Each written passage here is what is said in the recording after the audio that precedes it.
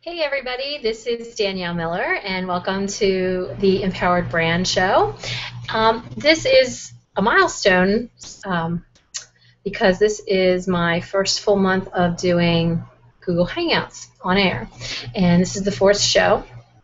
And typically how the format will work on the fourth show is I'm going to do a recap, a roundup of the guests that I've had on for the month and talk about some of the things that we discussed in our broadcast show and give you some tips, takeaways that I thought were really important around building an aligned and resonant brand, and how you can take those things and apply them to what you're doing with your branding right now. So the first show was I was all by myself, as I am today, and I talked about what are the components of a resonant and aligned brand, and talked about your mission and your vision and what the difference is between them, and what brand really means in a digital age now, and how it's about your imprint, your influence, and your impact. And when I talk about those things, I don't mean in terms of influence the number of likes that you get on your Facebook page, or the number of people that follow you on Twitter, or the number of people that put you in circles on Google Plus, or really any of those things. What I'm talking about in terms of influence is how well are you articulating your platform? How well are you engaging with your community, with your tribe, and how much are you using your message and your platform to be a positive influence to other people, to inspire, to motivate, to empower. And that's really what I mean by the influence factor. The imprint really is, if you think about when you walk on the beach and you leave your foot imprint in the wet sand, and what happens after that? The tide comes in and washes it away. Well, you don't want to have that kind of imprint. You want your imprint to be in concrete. You want it to be very solid and built on a very firm foundation. So the imprint is really, what do people think about you after an encounter with you, after an experience with you? What is the impression that you want them to have of you? And that's really critical in the branding process, because we don't often think about what our imprint is going to be. What do we leave people with when we're gone? And finally, the impact factor, which is the extent that you can have others take action based on your message and your platform. That's what your impact is. That's really very conscientiously thinking about the legacy that you want to leave behind. So those were the main components in the first show that I talked about. And then in the second show, where I had my very first guest on, my very first guest was Shannon Cherry, and she is a business coach and mentor for women entrepreneurs, and she helps them get rapid results in a really short amount of time. And we had a really great conversation about brand visibility and what it means to have a brand that is aligned with who you are and what you stand for, which is a critical component in the brand building process. So I took some notes, I rewatched the show, and I have some takeaways for you that I think will really help you when you start thinking about your brand building strategies and building a brand of very conscious design. And one of the things that we talked about was that branding is not about the shoulds. It's not about the expectations that you put on yourself in order to be successful. So, in other words, oftentimes when we're starting out, we are following somebody else's blueprint or somebody else's formula, somebody else's step-by-step process.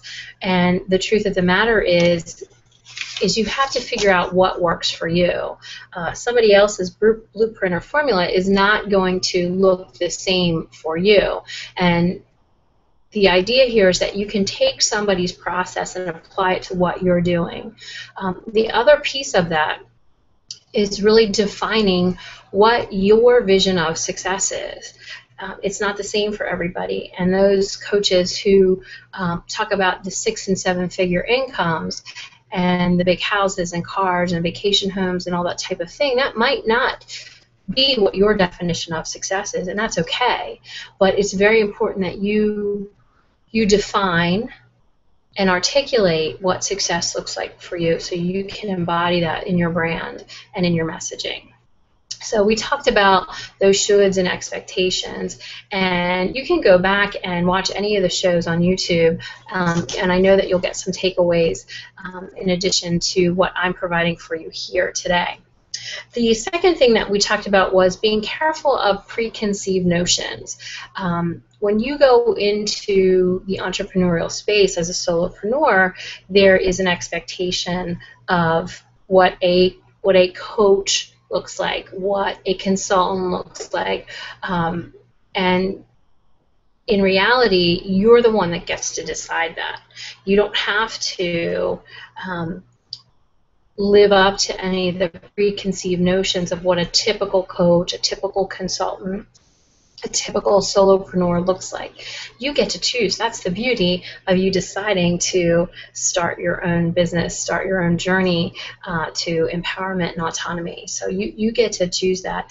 And it's almost this evolutionary process that you have to go through, where you get to a point where you know that living up to other people's preconceived notions is not going to work for you. It won't fit. It won't be in alignment. It won't be resonant with who you are and what you want to do. So we talked about that. We talked about the idea of a good fit in a brand promise. So one of the other vital pieces of brand building is figuring out what your brand promise is. What do you promise people will happen after an experience with you? What are the results that they're going to get, and how is it different from other people in your field? And that's one of the big things that will set you apart from everyone else, is figuring out what your brand promise is. And there are a couple ways that you'll want to go about doing that. One is defining your top 3 to 5 values. What are the things that you want to have show up in your business every day? For me, those are autonomy, they are generosity, they are integrity. And I can base anything that I want to do in my business on those 3 values that I have really defined for myself. And those are what I call the North Star of your brand code, because anytime you have a decision to make in your business or about your brand, when you go back to your values, you can easily see whether or not that fits. It was interesting. I just had a conversation with a client who I had a couple years ago, and she still uses the brand code that we worked on together for her business and for herself, and she uses that as her measuring stick to everything else that she wants to do, and whether or not that fits. So we talked about the whole idea of this good fit and a brand promise, and the idea that in order for you to show up and feel in flow, you have to make sure that your brand promise is a good fit for you, and it's not, again, based on any other preconceived notions or other people's expectations. And one of the things that we talked about with this was the idea of there's a saying called, your brand is not what you say it is, it's what other people say it is. And that's true to an extent, but you get to drive that. You get to be very deliberate and very strategic about what people are saying about your brand. And that's really important and really critical in building that resonant and aligned brand. So we talked about that. We talked about the whole idea of being in alignment and really having clarity around who you are and how you show up. And we talked about the ways, because we get stuck in this marketing mode that many of us find very uncomfortable. And the whole idea that if you can articulate things about yourself that show particular qualities, then you are able to just unconsciously market yourself. And one of the things that Shannon and I talked about with that was, when you write your bio, write down 3 things that people wouldn't typically know about you. And we use myself as an example, and the idea that I was a child bride when I wasn't actually a child bride. I was 19, but I will be married 30 years in December. And you know that some of the qualities around loyalty and perseverance and dedication, you know, come through in just the fact that I have been married that long. And there are character traits that I wouldn't necessarily come out and say in a bio. Oh, I'm loyal. You know, I'm dedicated. I have a lot of perseverance. But they show when you can demonstrate that in your life, those things come through. So we talked about how that really shows character traits in a brand. So 3 things that people would not typically know about you that you're willing to share. Again, we also talked about that whole privacy thing, and you know, you're the one who gets to create the boundaries here. You're the one that gets to decide, you know, what, how much you want to let people into your space. And again, as a personal brand, you have to decide what is acceptable and what's off limits. And that's everybody's personal choice on how that works. So we talked a great deal about that as well. We also talked about knowing your target market, knowing who you are talking to, and that not everybody is going to be in your target market. Yes, do you have things that other people will benefit from? Sure, of course you do. But the idea is that you've got to really figure out who is the person that you really want to be talking to. Is it other entrepreneurs? Are you talking to people who want to live better, more healthy lives? You know, and what does that look like? So, for example, say that you are a wellness coach, and everything that you talk about can really benefit everyone, but maybe your particular interest is in talking to baby boomers and how health and fitness relates to people who are in that age category. And more specifically, maybe it's women you're talking to who maybe have a chronic illness and how health and wellness relates to them. So you can see how you really can start to narrow down what you're doing and who you're talking to. And the beauty of that, and I have seen this in the work that I have done, is that more people will come to you. You'll get people who really are not necessarily in your target market, but your message resonates with them in some way, shape, or form, and they want more of what you have. So the idea of really knowing that target market and talking to one person in that target market, you know, creating that avatar of who your ideal person is that you want to be talking to is really crucial in building a resonant and aligned brand. So you can catch that interview with Shannon on my YouTube channel. It's a really great interview. She is a wonderful mentor and coach, and is someone who will be completely honest with you and tell you what you need to be doing. Will give you feedback, but will also be a nurturing hand as well. So that was the recap for my interview with Shannon.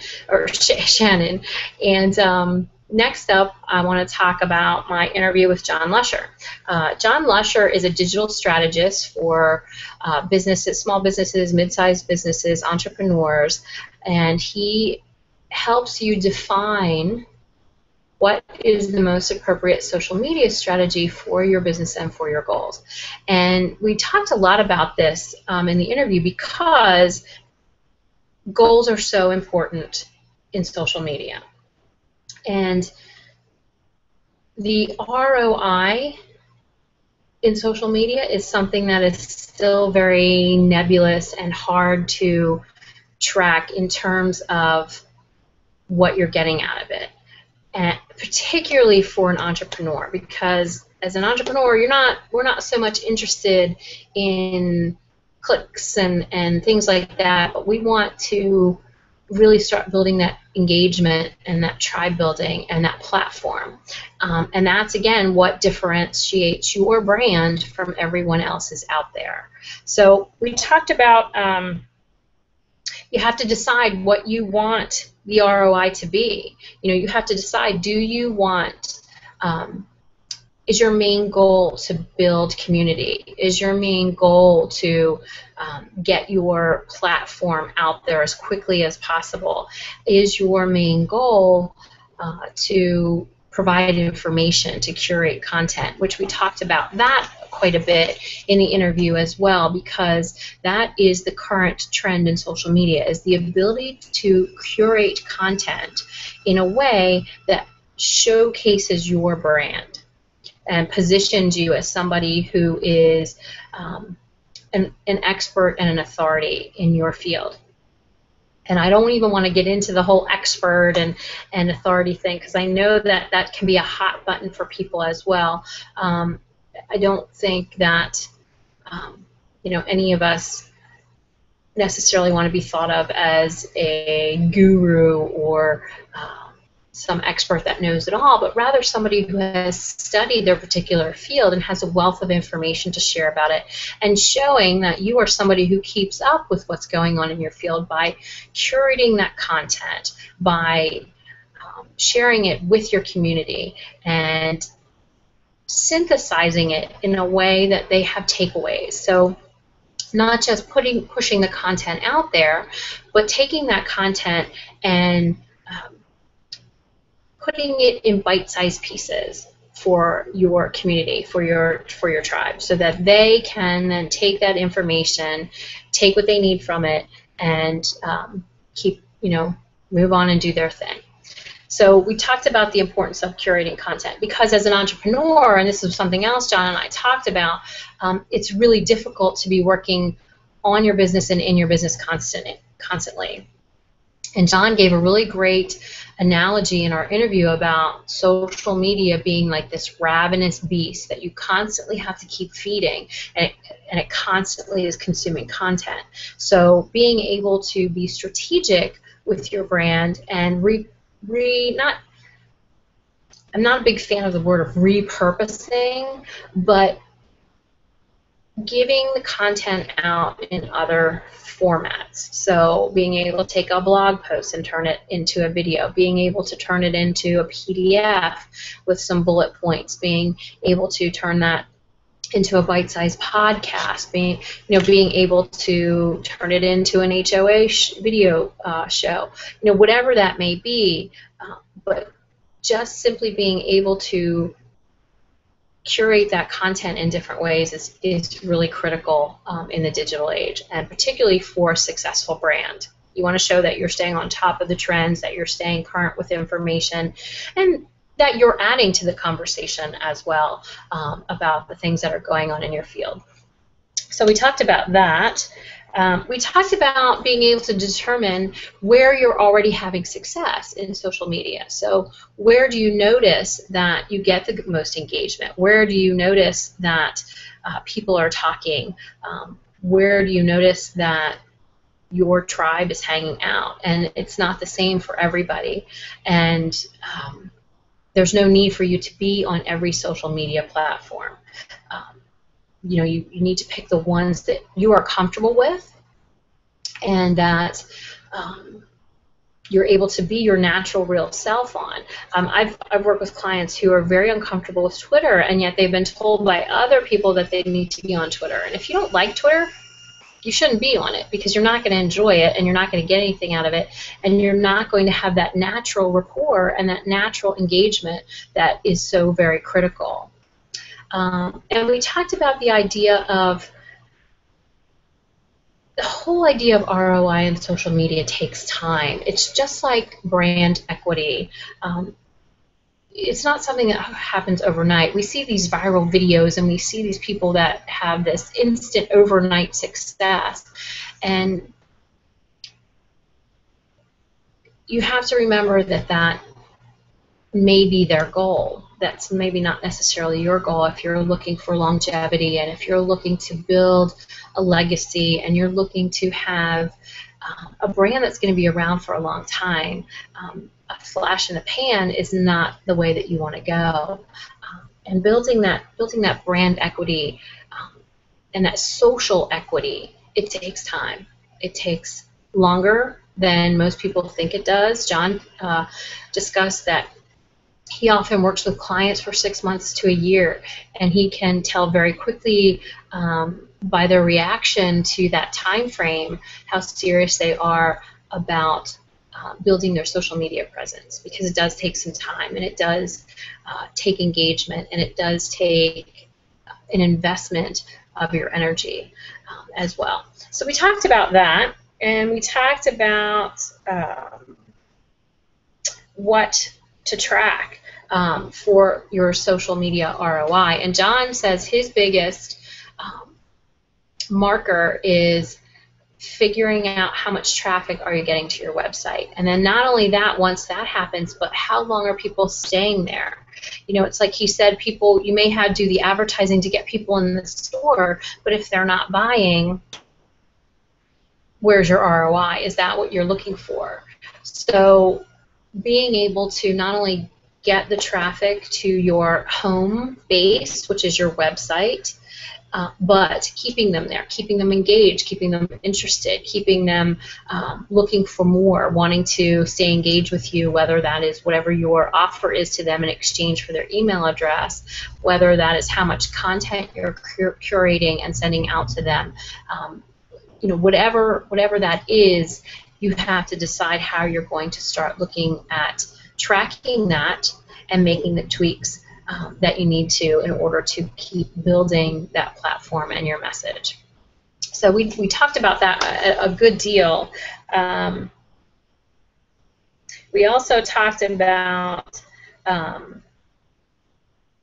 figuring out where you want to hang your social media hat, so to speak. You know, I recently got back onto Google+. I had given it a try, and I was like, well, I'm not really getting this, and so I kind of dropped off on it. And John was the one who actually encouraged me to sort of give it another go and see if it would be something that would work for me in the long term. And I found out once I really started to engage and started to build up some communities and interact with some like-minded people, that it really was a great tool for me. And having the platform of the HOA was right up my alley. I love doing interviews with people. I love talking to people and having conversations with them about the things that I think, you know, are really important in building that strong and resonant and aligned brand. So for me, that was a great opportunity to start doing that again. So you have to figure out what platform is the most user-friendly for you. We talked a great deal about that as well. So understanding the platforms, what the intent of the platforms are, is really crucial to figuring out where you want to spend your social media time. If you are somebody that has a lot of visual pieces to your brand, if you have a strong visual identity, Pinterest is a great option in order to showcase what you do and how you do it and what it looks like, and how to put that information into a visual format. So that's a great one. I like to use Pinterest quite a bit in my branding and in the visual identity work that I do. So, and I will say that for a number of years, and since 2007, I was very involved in Twitter, and I've really gotten away from Twitter as my platform has changed a little bit and my brand has evolved and grown. I haven't used it as much because there are other social media platforms that I prefer to hang out on. And we even talked about Facebook and how difficult it is for a small business to get in front of their right people because of the way that Facebook is changing things. And so that was the other really important piece of having a strong website presence, because the social media platforms change constantly. They change every day, faster than we can keep up with them. They're changing. I mean, Google Plus is changing all the time. Facebook is changing all the time. So you can't really hang your hat on the idea of that you're going to rely strictly on social media to build your message and your platform. Your website is critical. It's so important to helping you stand out, helping you differentiate yourself. It really is not only your business nameplate, your business hangout, but it's also your home hangout. It's really where you get to show people who you are and what you stand for and what that looks like, and is that something that they can get behind and join you in. So the website piece is absolutely vital to your presence online. We talked a good deal about that. John is a wealth of information on social media. He's an extremely generous, kind person to get to know on social media, and you can find him pretty much on any social media platform, John Lusher, and he's at johnlusher.com, so you can get to know him there. And I would definitely follow him on Google Plus, on Twitter. He is very, very active on Twitter, and he is very generous with sharing of information and resources. So he's definitely someone that you want to get to know and get in his circle and talk to, because he's a good guy. So now, next week there will not be an Empower Brand show. It is the long Labor Day weekend, and I'll be taking an extra day for that. So there won't be a show on September 2nd. However, on September 9th, we'll be jumping back in, and I have Mark Seidel as my guest. And I'm really excited to talk to him. Mark has been very kind and generous to me in helping me get up and running with my show and getting around Google+. And I'm fascinated by his take on the A word that we talk about a lot, which is authentic. And we're going to talk about authenticity and the difference between that and being real, and why we really want to start to get away from that word and start moving into some other terms that we use to describe who we are and what we do. So Mark's going to be on the 9th, and then on September 16th, I will be having Felicia Slarity on. And Felicia is a communications specialist. She helps speakers get their signature speech ready. She has all kinds of knowledge around public speaking and about social media and what that looks like and how people can show up in the world for that. So I'm excited to have her on. And then on September 23rd, I'm going to have my very dear friend, mentor, colleague, Pam Slim on. And Pam, if you don't know Pam, she has written 2 books. One is Escape from Cubicle Nation, and the new one that she has just written is called Body of Work. And I think it's so critical in building a brand to understand your body of work, how you can thread all of those pieces together to make a coherent and resonant brand. And I'm looking forward to that conversation with Pam, because she's going to tell us how to do that and what that looks like and how you can maintain that congruency and alignment in your brand as it evolves and grows. So it's going to be a great month of September. I'm looking forward to it. And I'm looking forward to seeing you all again on September 9th. Thanks so much for joining me today. I hope you have a great afternoon. And I I will see you September 9th. This has been Danielle Miller. You can find me at daniellemiller.com and on all social media sites under that handle as well. So join me for the conversation. I look forward to talking to you. Thanks. Have a great day.